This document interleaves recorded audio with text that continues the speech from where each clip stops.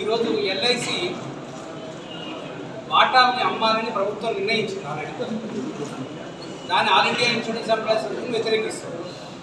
ఎందుకంటే 56 నుంచి ఇప్పటివరకు ఎల్ఐసి ప్రభుత్వ రంగంలోనే ఉంది. ఈ ఎల్ఐసిలో ఎంత డబ్బు ఉంది అంటే 38 లక్షల కోట్ల రూపాయల డబ్బు ఉంది.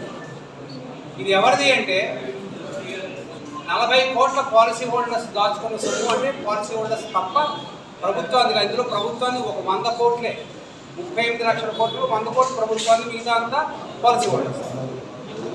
అటువంటి పాలసీ హోల్డర్స్కి చెప్పకుండా, వాళ్ళకి సంబంధం లేకుండా వాటాలు నమ్మి 50,000 కోట్ల రూపాయలు తన ఖజానాలో వేసుకోవడం అనేటువంటి ప్రభుత్వ నిర్ణయం చాలా దుర్మార్గం.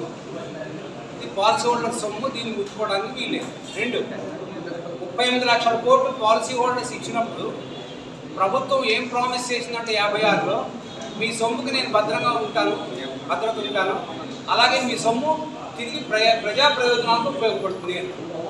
మరి ఈరోజు ప్రైవేటీకరణ చేసుకుంటూ పోతే పాలసీదారుల సొమ్ముని ఇంకొక దగ్గర ఎక్కడో కూడా వినియోగం చేసి ఇన్వెస్ట్మెంట్ చేస్తే ఎవరు దానికి బాధ్యత వహిస్తారు? ప్రభుత్వం దగ్గర ఉన్న వాటా అమ్ముకుంటూ పోతే.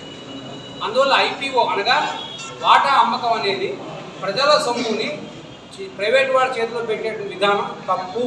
38 లక్షల కోట్లు ప్రజలవి, వాళ్ళు పెట్టుకున్న తీసుకొచ్చి మీది కాదు. అందుకని 40 కోట్ల పాలసీ హోల్డర్ సొమ్ముని ఈ విధంగా నువ్వు వాళ్ళ సొమ్ముకి రక్షణ చేయలేకుండా చేయొద్దు. అదేవిధంగా వాళ్ళకి నువ్వు సరైనటువంటి రిటర్న్స్ అనేవి ఇవ్వాల్సి వస్తుంది. నెంబర్ 1. అందుకని మేము దీన్ని వ్యతిరేకిస్తున్నాం. LIC all India insurance employees association, మాతో పాటు ఏజెంట్లు, డెవలప్మెంట్ ఆఫీసర్లు వ్యతిరేకిస్తున్నారు. మేము కలిసిన పాలసీ హోల్డర్స్ కూడా వ్యతిరేకిస్తున్నారు. ప్రభుత్వాన్ని మేము డిమాండ్ చేస్తాం, ఈ చర్యను వెనక్కి తీసుకోండి, లేదా అంటే 40 కోట్ల మంది పాలసీ హోల్డర్స్ మీ ముందు నిలబడే అవకాశం ఉంటుంది. వారి యొక్క ఆగ్రహాన్ని మీరు చూడాల్సి వస్తుంది. ఇది ఒక విషయం. రెండోది, ఈరోజు 38 లక్షల కోట్ల రూపాయలు ప్రభుత్వ పథకాల్లో పెట్టుబడికి అవకాశం వస్తుంది. ఉదాహరణకి ఆంధ్రప్రదేశ్ గవర్నమెంట్ కానీ, తెలంగాణ గవర్నమెంట్ కానీ, కర్ణాటక గవర్నమెంట్ కానీ తమ లోన్లకి ఎల్ఐసి నుంచి కొంత ప్రభుత్వాన్ని అడిగి కొంత వాటా తీసుకున్నారు ఎల్ఐసి. అంటే కేంద్ర ప్రభుత్వం కూడా కొన్ని లోన్ తీసుకుంటుంది ఎల్ఐసి నుంచి. ఎల్ఐసికి డబ్బులు ఇవ్వడం కాదు, ఎల్ఐసి నుంచే లోన్లు తీసుకుంటున్నారు. అటువంటిప్పుడు ప్రజా ఉపయోగకరమైనటువంటి పనులు చేసేందుకు కావాల్సినటువంటి పెట్టుబడి ఎల్ఐసి నుంచి తీసుకుంటున్నప్పుడు దాన్ని ప్రైవేట్ వాడి చేతులు పెట్టి వాడు ఎందుకు ఇస్తాడు? ఈ 2 కారణాల వల్ల ఈ పద్ధతి వద్దు. ఎల్ఐసిని 100% ప్రభుత్వం యొక్క దీనిలోనే ఉంచాలి, ఆ దీనిలో ఉంచాలి. ఇది మా డిమాండ్. ఇది ప్రజల తరఫున కూడా మా డిమాండ్గా మేము ముందు ప్లేస్ చేస్తాం. ఈ కాన్ఫరెన్స్ ప్రజానీకం దగ్గరికి వెళ్ళబోతోంది ఈ డిమాండ్ తీసుకుని. ఫస్ట్. రెండవది, ఈరోజు జనరల్ ఇన్సూరెన్స్ రంగంలో ఉండేటువంటి యునైటెడ్ ఇండియా, మీరు పేరు వినే ఉంటారు, United India, new India, oriental, మనం ఈ స్కూటర్లు అవన్నీ ఇన్సూరెన్స్ చేస్తూ ఉంటాం. వీటిని పూర్తిగా అమ్మేయాలన్నది, వాటాలు తగ్గించుకోవడం కూడా కాదు, పూర్తిగా ప్రైవేట్ వాడి చేతిలో పెట్టేయాలన్నది. కానీ ప్రైవేట్ వాడి చేతిలో పెడితే వాడు ఏ విధంగా సర్వీస్ ఇస్తాడని మనం చూడాలి. భారతదేశంలో ఈరోజు పెద్ద పెద్ద ప్రైవేట్ రంగంలో ఉన్న వాళ్ళందరూ కూడా దేని మీద కన్నేస్తున్నారు అంటే, ఒకటి సహజమైనటువంటి సంపదలు, ఏమి ఆయిల్. ఉదాహరణకి రిలయన్స్ అని చూస్తాం. రిలయన్స్ వాడు దేని మీద కన్నేసాడు? సహజమైన సంపద అయినటువంటి మన గోదావరి, కృష్ణా బేసిన్ ఆయిల్, లేదా గాలిలో తిరిగే తరంగాలు, అది కూడా సహజమైనవే. వీటిని ఏమంటాం? 3G 4G networks. వీటి మీద వేశాడు. అంటే సహజ సిద్ధమైన వాటి మీద తప్ప మిగతా ఇన్వెస్ట్మెంట్స్ వాడు భారతదేశానికి విదేశంలో పెట్టుకున్నాడు. టాటా తన యొక్క కంపెనీ స్టీల్ ప్లాంట్ విదేశాల్లో ఎక్కువ పెట్టుకుంటాడు. విశాఖపట్నం స్టీల్ ప్లాంట్ కొంటానంటే అది వేరే విషయం, కానీ విదేశాల్లో. అంటే మిత్తల్ అనే పేరు ఉంటారు, ఆయన ఈ అల్యూమినియం వీటన్నింటిలో పెట్టాడు. ఆయన కూడా విదేశాల్లో పెడతారు. సో విదేశాల్లో పెట్టుబడి పెట్టే పెద్దవాళ్ళు ఎక్సెప్ట్ సహజ వనరులు తప్ప, ఇది మన గోదావరి, కృష్ణా బేసిన్లో ఉండే గ్యాస్, అదేవిధంగా బయట పోయేటువంటి తరంగాలు, 3G 4G తరంగాలు సహజమైనవి. వీటివి బయట దేశాల్లో రావుగా, అందుకని ఇక్కడ పెడుతున్నారు తప్ప మిగతా పెట్టుబడులు మన విదేశాలు తరలించే పరిస్థితిలో ఉన్న వీళ్ళు ఆత్మనిర్భర్ భారత్కి ఈ పెట్టుబడిదారులు ఉపయోగపడతారు, పూర్తిగా ఉపయోగపడరు. అంచేత ఆత్మనిర్భర్ భారత్కి ఉపయోగపడేవాడు ఎవరు? భారతదేశంలోని పబ్లిక్ సెక్టర్ మాత్రమే. వీడు ఇక్కడే ఉంటాడు కాబట్టి ప్రభుత్వం చేతిలో ఉంటుంది. అంచేత ఆత్మనిర్భర్ భారత్ కావాలి. ఉన్న ఉద్యోగులు, ఉదాహరణకి ఆంధ్రప్రదేశ్ ఉంది, 3 లక్షల మంది బీటెక్లు, లేకపోతే కాలేజీలో డిగ్రీలు, లేకపోతే సైన్స్ కాలేజీలు ఇన్ని తీసుకొని వచ్చిన వాళ్ళు ఉంటున్నారు. ఉద్యోగాలు కావాలి మనకి. కావాలంటే కాబట్టి ఎవడు ఇవ్వాలి? ప్రభుత్వం చొరవ తీసుకోవాలి తప్ప ప్రైవేట్ వ్యక్తులు ఇవ్వట్లేదు. అందుకని ఆత్మనిర్భర్ భారత్కి ఉత్పత్తి కావాలన్నా, ఆత్మనిర్భర్ భారత్కు ఉద్యోగాలు రావాలన్నా ప్రభుత్వ రంగం కీలకం. దీన్ని అమ్మడం సరైనది కాదు. అంటే ఎల్ఐసి, జిఐసి అనే కాదు, వైజాగ్ స్టీల్ ప్లాంట్ అనే కాదు, అనేక విషయాల్లో నమ్మకాలనే వాటిని మనం నమ్మకాన్ని కూడా అమ్మేస్తున్నారు. కాబట్టి అందువలన వీటికి వ్యతిరేకంగా పోరాటం చేయాలని ప్రజానికని కోరుతున్నాం. విశాఖపట్నం స్టీల్ ప్లాంట్ పోరాటంలో కూడా ఎల్ఐసి ఎంప్లాయీస్ పెద్ద ఎత్తున పాల్గొంటున్నారు. ఇప్పుడు కూడా ఆ పోరాటంలో భాగస్వాములు అవుతారు. ఎందుకంటే ఒక ఎల్ఐసి, జిఐసి గురించి ఆలోచిస్తే కుదరదు. ఇది మొత్తం ప్రభుత్వ రంగం యొక్క కీలకమైన రోల్ ఏదైతే ఉంటుందో దాన్ని దృష్టిలో పెట్టుకుని మేము పోరాటం చేస్తాం. అందుకు విశాఖ స్టీల్ ప్లాంట్ యొక్క పోరాటంలో భాగమవుతాం. మిగతా ఆంధ్రప్రదేశ్లో ప్రజానీకాన్ని కూడా మేము ఇన్సూరెన్స్ రంగాన్ని ఎట్లయితే కాపాడదలుచుకున్నామో, విశాఖపట్నం స్టీల్ ప్లాంట్ ఎట్లయితే కాపాడదలుచున్నామో, వీటన్నిటికీ పబ్లిక్ మద్దతును కూడా మేము కోరుకుంటున్నాం. ఇది మా కాన్ఫరెన్స్ నుంచి మీకు ఇచ్చేటువంటి appeal. Welcome you all to this press conference being organized by the South Central Insurance and Federation. First of all, I wish to introduce myself as Srikanth Mishra, the General Secretary of the All India Insurance Employees Association.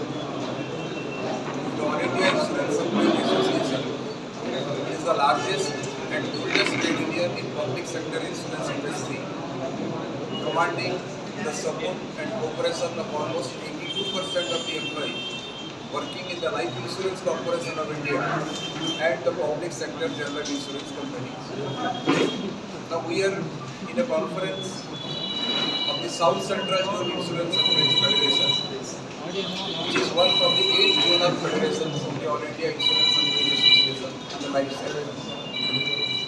And in this conference, basically, we are addressing ourselves to the task of privatization of public sector institutions at large, and particularly the privatization of the Life Insurance Corporation as also public sector general insurance companies. You were aware that the Indian economy is in a severe crisis, and today, whatever be the reason or whatever be the official explanation from the government of India, this crisis is a man-made crisis. Because the Indian economy, thanks to the mismanagement of the present government, it suffered two self-inflicted wounds. First, it was the demonetization drive in 2016. Subsequently, the fraud implementation of the goods and services tax regime. These two disadvantages, they virtually destroyed the base of the Indian economy, as a result of which we were confronted with a huge unemployment crisis, which was the severest in the last 45 years. Now again, when the pandemic came, the pandemic further exacerbated the crisis that is in.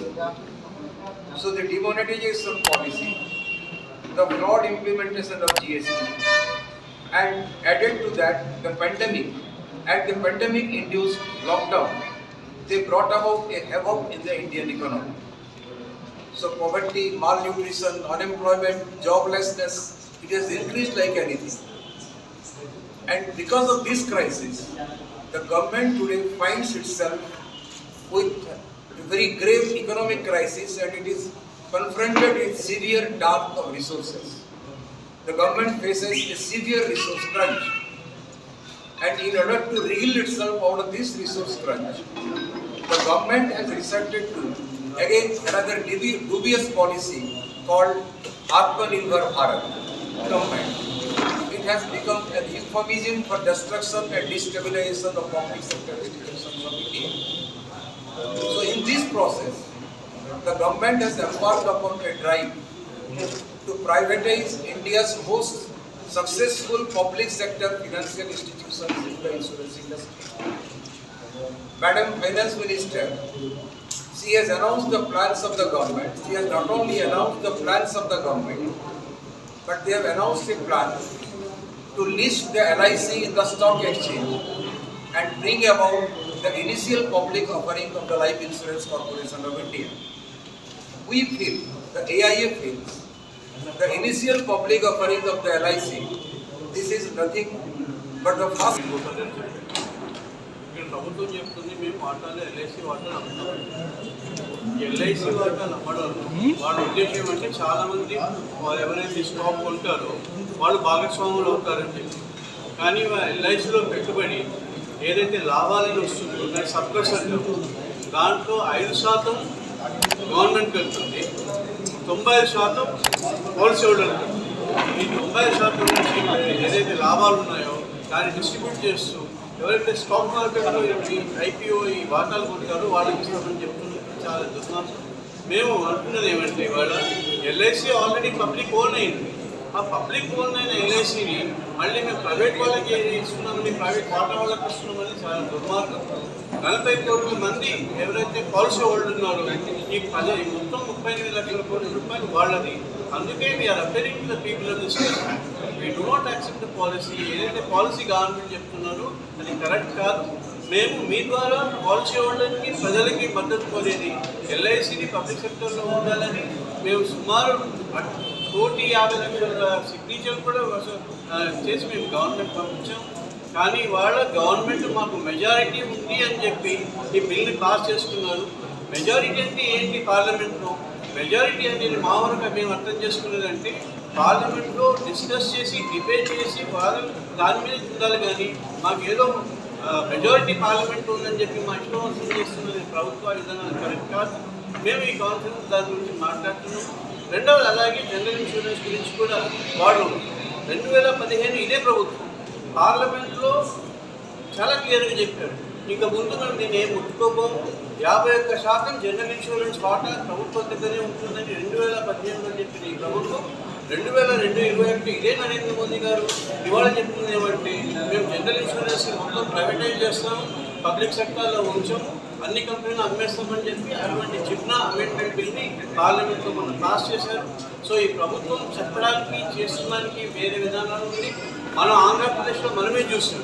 ఏదైతే మనకు ఈ ఆంధ్రప్రదేశ్లో విడిపోయినప్పుడు ఆ రోజు special status ఇస్తామని ఇదే ప్రభుత్వం మోదీ గారు మట్టిని తీసుకుని ఢిల్లీ నుంచి యమునా మట్టిని తీసుకుని పెట్టారు. కానీ ఇంకా ఆ మట్టి అలాగనే ఉంది. ఇటువంటి ప్రభుత్వాలని మనం నమ్మాలా లేదా అని మనం ఆలోచించుకోవాలి. మేము మోదీకి అగేన్స్ట్ కాదు, ఆయన పాలసీ విధానాలకే దానికి అపోజ్ చేస్తున్నాం. కాబట్టి request for please take our voice. Policy holders కూడా అప్లై చేస్తుంది. ఈ డిజిన్వెస్ట్మెంట్ అయితే మీరు భయపడకూడదు, భయపడక్కర్లేదు. LIC as employees of life insurance corporation of India ప్రతి ఒక్క క్లాస్ 1, 2, 3, 4 అండ్ ఏజెన్స్ మేము అందరం కలిసి ఎల్ఐసిని ఇంకా పటిష్టంగా చేస్తాము. దీనివల్ల భయపడక్కర్లేదు.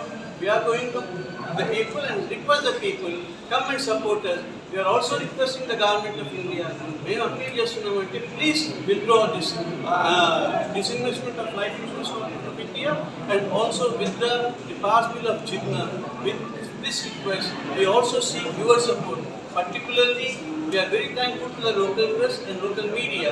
You are giving, we chala hai maku, you are helping our movement and we seek your continuation of helping us. Thank you very much.